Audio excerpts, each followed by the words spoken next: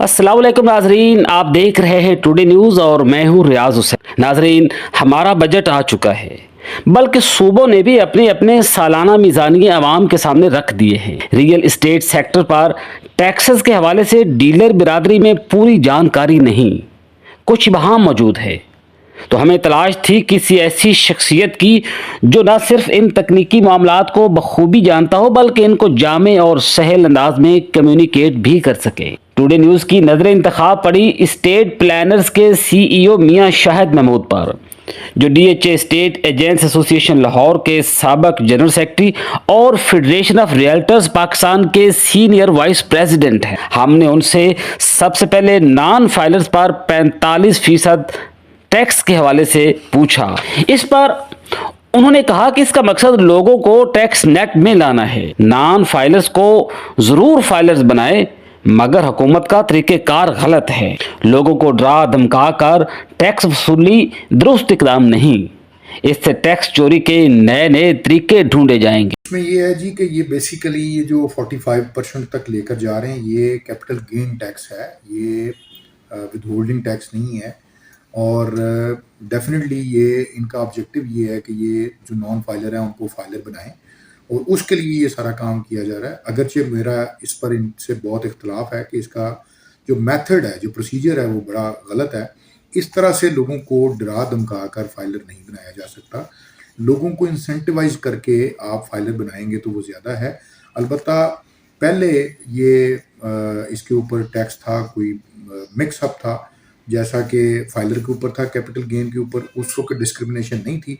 अब उन्होंने उसके ऊपर भी एक डिस्क्रिमिनेशन डाल दिया है, उसको उसकी स्लैब्स के अकॉर्डिंगली, कि अगर उसका जिस तरह से एक सैलरी इनकम होती है, वो जिस कदर कम सैलरी इनकम है उतना ही कम उसका टैक्स है, और जितनी ज़्यादा सैलरी बढ़ती जाएगी या आपका टोटल इनकम की अगर हम बात करें तो वो जितनी कम होती है उतनी ज़्यादा उसका कम टैक्स होता है, और वो जितनी बढ़ती जाती है उतना ही ज़्यादा उसका टैक्स भी बढ़ता है। तो इसी तरह उन्होंने इस मरतबा रियल इस्टेट सेक्टर में भी नॉन फाइलर के लिए वही फार्मूला अडॉप्ट किया है कि आपका कैपिटल गेन टैक्स जितना बढ़ता चला जाएगा, फॉर एग्जांपल आपने करोड़ रुपया अगर उसमें से कमाया है बीइंग नॉन फाइलर, तो आपसे 45 लाख रुपया गवर्नमेंट डिमांड करेगी कि जी आप हमें दें, और बाकी 55 लाख रुपया आप रख लें। अगर आपने नॉन फाइलर रहना तो रहें, हमें कोई इतराज़ नहीं। उसका ये जो प्रोसीजर है या मकसद है वो ये है। बिल्कुल ऐसे ही है। गवर्नमेंट का तो यही नज़रिया है कि हम इतने हैवी टैक्सेस लगाकर लोगों को जो नॉन फाइलर हैं उनको फाइलर बनाएं और टैक्स नेट का जो दायरा कार है उसको बढ़ाएं। लेकिन मेरी ज़ाती राय ये है कि ये इससे और ज़्यादा जितना ये थ्रेट करते जाएंगे उतना ही ज़्यादा लोग टैक्स नेट से बचने की कोशिश करेंगे, और ऐसे मीन्स इस्तेमाल किए जाएंगे, नए नए तरीके ढूंढे जाएंगे जिससे लोग नॉन फाइलर रहना पसंद करेंगे, और ज़्यादा टैक्सेशन देकर टैक्स पे करके वो फिर भी नॉन फाइलर, क्योंकि जिस तरह की सख्तियाँ और जिस तरह का एक दबाव क्रिएट किया जा रहा है, मैं ये समझता हूँ, मैं तो हुकूमत को पहले भी ये तजवीज़ दे चुका हूँ, अभी भी मैं यही तजवीज़ दूंगा कि हमेशा जब आपने किसी को टैक्स नेट में लेकर आना होता है तो उसको इंसेंटिवाइज़ किया जाए, उसको इंसेंटिव्स दिए जाएं ताकि वो खुद कायल हो, वो खुद टैक्सेशन की तरफ माइल हो कि यार मुझे क्या क्या। बदकिस्मती से गवर्नमेंट ये तो चाहती है कि हमारा टैक्स नेट बढ़े, बट गवर्नमेंट कभी भी उसने अपने जो टैक्स पेयर्स हैं उनको कभी भी कोई इंसेंटिव्स नहीं दिए। वो हेल्थ का इशू हो, वो बच्चों की स्कूल एजुकेशन हो। मिसाल के तौर पे एक बंदा आपको सालाना 10 करोड़ रुपया टैक्स दे रहा है, तो उसका गवर्नमेंट से सवाल ये है कि मेरे बच्चों को या मेरी फैमिली को या मुझे उसका क्या बेनिफिट है। तो गवर्नमेंट के पास जवाब है कुछ भी नहीं। क्यों? कि वो सिर्फ टैक्स ले रही है, उस बंदे को कोई टैक्स नहीं दे रही। अगर गवर्नमेंट ने टैक्स नेट बढ़ाना है तो गवर्नमेंट को इन चीज़ों के ऊपर काम करना होगा। जब तक गवर्नमेंट इन चीज़ों पर काम नहीं करेगी उतनी देर तक टैक्स नेट नहीं बढ़ेगा। लोग मुतबादल ज़राए ढूंढेंगे, लोग कैश की सूरत में ट्रांजेक्शन्स करेंगे, लोग पाकिस्तान से बाहर इन्वेस्टमेंट करेंगे अपना पैसा। ऑलरेडी बहुत सारी दुनिया लोग पैसा बाहर लेकर जा चुके हैं, और फर्दर भी जो ये तरीक़ाकार इख्तियार करके बैठे हैं, इस तरीके से मैं समझता हूँ कि नुकसान होगा, फ़ायदा नहीं होगा। یہی اس کے کانسیکوینسز آئیں گے کہ لوگ ٹیکس نیٹ میں آنے کی بجائے پاکستان سے باہر اپنا کیپٹل لے کر جانے کو ترجیح دیں گے۔ اس سوال کے جواب میں کہ ٹیکس ڈی ایچ اے میں ریئل اسٹیٹ کے کاروبار کو کتنا متاثر کرتا ہے اور آیا اس میں ڈیفنس ہاؤسنگ اتھارٹی بطور سٹیک ہولڈر کوئی رول ادا کر سکتی ہے، میاں شاہد محمود نے کیا کہا، آئیے آپ کو سنواتے ہیں۔ بالکل ڈی ایچ اے کو میں سمجھتا ہوں کہ بلکہ دوسری سوسائٹیز کی نسبت زیادہ افیکٹ کرے گی۔ اس کی وجہ یہ ہے کہ دیکھیں یہ وہ پروڈکٹ ہے جس کی ویلیویشن ایف بی آر کے پاس بڑی آسانی سے آتی ہے، اور جب آپ کی گرو کر رہی ہوتی ہے پراپرٹی، یہ وہ ایریا جہاں پر الحمدللہ پراپرٹی گرو کرتی ہے، یہاں چونکہ انویسٹرز کا بڑا ایک جھکاؤ بھی رہتا ہے، اور ایف بی آر کے ٹارگٹ میں بھی اس طرح کی پراپرٹیز ہوتی ہیں جہاں زیادہ ٹریڈ ہوتی ہے یا جہاں پر پراپرٹی کی پرائسز گرو کر رہی ہوتی ہیں، تو وہ اس کو شارپلی اس کو جو ہے وہ انڈر آبزرویشن رکھتے ہیں کہ اس کو وہ واچ کرتے ہیں۔ تو وہاں پر پھر جب ویلیویشن کی باری آتی ہے تو ویلیویشن بڑھتی ہے، جب وہ ویلیویشن بڑھاتے ہیں تو پھر ہماری جو ٹیکس کلیکشن کی بات ہے وہ بھی بڑھ جاتی ہے، اور ٹیکس جب بڑھتے ہیں تو ظاہر ہے اس کا ٹیکس بڑھنے کا مطلب یہ ہے یا ویلیویشن بڑھنے کا مطلب یہ ہے کہ یہاں پر ٹرانسفر کے ایکسپینسز بہت زیادہ بڑھ جاتے ہیں، جس کا امپیکٹ ایک عام یوزر پر، ایک عام کسٹمر پر، پھر انویسٹر پر،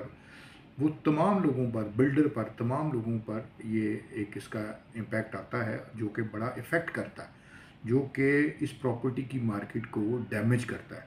تو میں سمجھتا ہوں کہ ڈی ایچ اے کو بھی اس میں اپنا رول پلے کرنا چاہیے، اور ڈی ایچ اے کو اپنے لیول پر اپنے ڈیلیگیشن بنا کر گورنمنٹ سے بات چیت کرنی چاہیے تاکہ ان چیزوں کا، ان مسائل کا سد باب کیا جا سکے، اور ٹیکسیشن کو بڑا ایک جو ہے نا وہ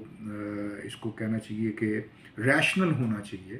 تاکہ وہ ریشنل ہوگا تو ہی بزنس چلتا ہے۔ جب ار ریشنل ہو جاتی ہیں چیزیں تو پھر لوگ وہاں سے پیچھے ہٹنا شروع کر دیتے ہیں، اور انویسٹمنٹس وہاں ٹرانسفر ہو جاتی ہیں جہاں پر ٹرانسفر کے ایکسپینسز بہت کم ہوتے ہیں یا ویلیویشن ٹیبل بہت کم ہوتا ہے۔ ناظرین، ابھی بجٹ پاس ہونا باقی ہے۔ ڈیلرز ایسوسی ایشنز اس کوشش میں ہیں کہ کسی نہ کسی طرح ٹیکس کے میکنزم کو حتمی شکل دینے سے پہلے ان کی سفارشات کو مان لیا جائے۔ میاں شاہد محمود بھی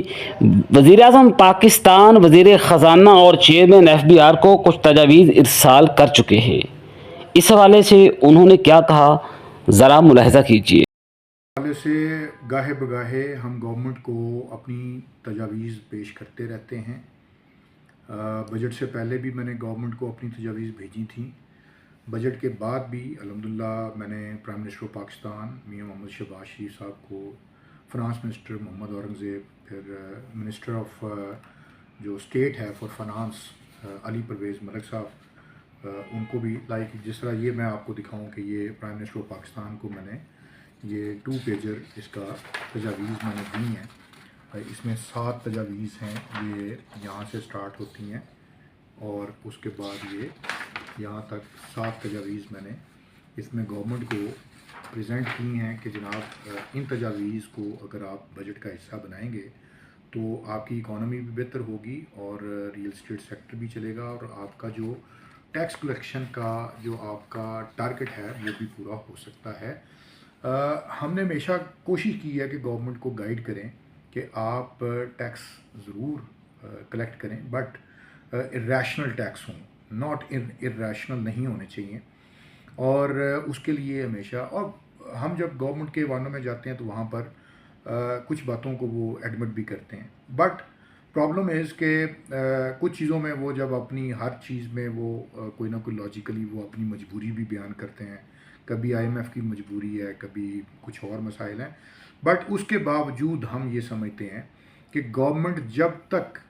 ریلیونٹ لوگوں کے ساتھ مشاورت کر کے بجٹ نہیں بنائے گی، ہمیشہ بجٹ میں پرابلم آئے گی، وہ چاہے ٹیکسٹائل انڈسٹری ہے، چاہے کنسٹرکشن انڈسٹری ہے،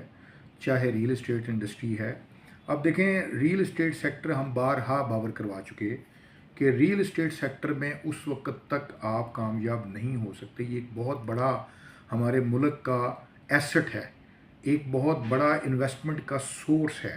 جو کہ لوگ ہمارے اوورسیز بھائی جب پیسے بھیجتے ہیں، اور یہاں کا لوکل بھی جس کو آپ دیکھیں کہ ایک محتاط اندازے کے مطابق کم از کم سالانہ پاکستان میں 10 لاکھ گھروں کی ضرورت ہے ایک سال میں. تو کیا وہ سارے کے سارے آپ کے اس فیصلے سے افیکٹ نہیں ہوتے؟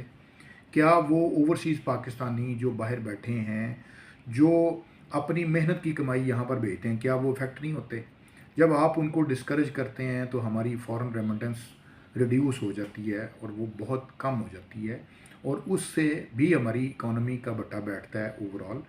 آپ صرف ان چیزوں کو مد نظر رکھ کر ہی اپنی ریئل اسٹیٹ سیکٹر کو بہتری کی طرف لے کر جا سکتے ہیں. بٹ بدقسمتی سے چند ایک ایسے عناصر موجود ہیں پارلیمنٹ میں جو کہتے ہیں کہ جی چونکہ سارا پیسہ بلیک منی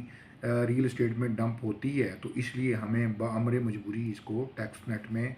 لانا پڑتا ہے یا اس کے اوپر ہائی ٹیکسز لگانے پڑتے ہیں. میں سمجھتا ہوں کہ یہ غلط فنومنا ہے.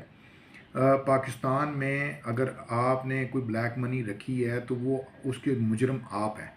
اور آپ کے اس جرم کی وجہ سے وہ پیسہ نہ صرف ریئل اسٹیٹ بلکہ گولڈ میں بھی جاتا ہے، وہ فارن کرنسی میں بھی جاتا ہے. پوری دنیا میں گولڈ اس طرح مہنگا نہیں ہے، پوری دنیا میں آپ کا کرنسی ریٹ اتنا زیادہ نہیں ہوتا، اور آپ کی ذاتی کرنسی جو ڈی ویلیو ہے وہ صرف اس غلط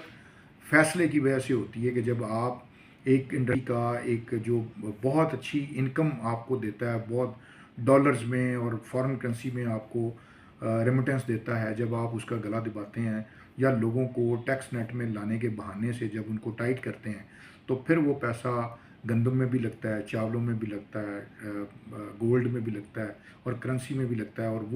یہ تمام وہ چیزیں ہیں جن کی پرائس بڑھنے سے ملک کا فائدہ نہیں ہے، ملک کا نقصان ہے. اس سے بہتر یہ ہے کہ آپ ریئل اسٹیٹ کو چلنے دیں. اس سے 42 کے قریب انڈسٹریز چلیں گی، لوگوں کا روزگار بھی، اکانومی کا پہیہ بھی چلے گا. تو بہت ساری چیزیں ہیں، آپ اس کو ریگولرائز کریں، اور جو ریئل اسٹیٹ سیکٹر کے کو سمجھنے والے لوگ ہیں، جو اس کی سمجھ رکھتے ہیں، ان سے مشورہ کر کے آپ چلیں گے انشاءاللہ بہت فائدہ ہوگا. اور یہ تجاویز میں نے آلریڈی پرائم منسٹر پاکستان اور فائنانس منسٹر پاکستان کو اور چیئرمین FBR کو بھیجی بھی ہیں، اور ہماری کوشش ہے انشاءاللہ تعالیٰ کہ نیکسٹ ویک میں ہم کسی بھی طرح اس کو حکومتی ایوانوں میں پہنچ کر اس کو الیبریٹ بھی کریں اور کنونس کرنے کی کوشش کریں کہ اس طرح سے معاملات نہیں چلیں گے. ہم سے مشاورت کر کے چلیں، آپ کا ٹیکس نیٹ بھی بڑھے گا اور انشاءاللہ آپ کو ریونیو بھی آئے گا اور انڈسٹری بھی چلے گی.